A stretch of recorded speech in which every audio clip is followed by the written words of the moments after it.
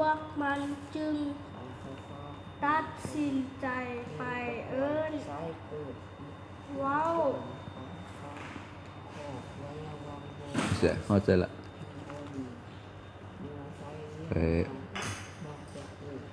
ไปอ้อนวอน อ้อนวอนกับนกจากว่าเอ้ยนกจากเอ้ยค่อยอยากมีทางอยู่คือเจ้าแต่ค่อยเฮ็ดทางบ่เป็นขอให้เจ้าช่วยสอนค่อยเฮ็ดทางได้บ่นกจากก็ลงตอบก็เลยตอบว่า โอ้ได้ละบ่ให้เจ้า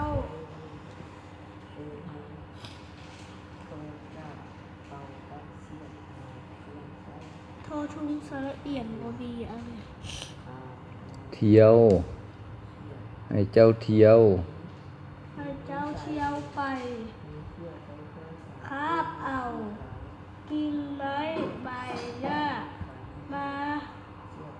ไว้ลายเด้อแล้วค่อยจะพาเจ้าเฮ็ด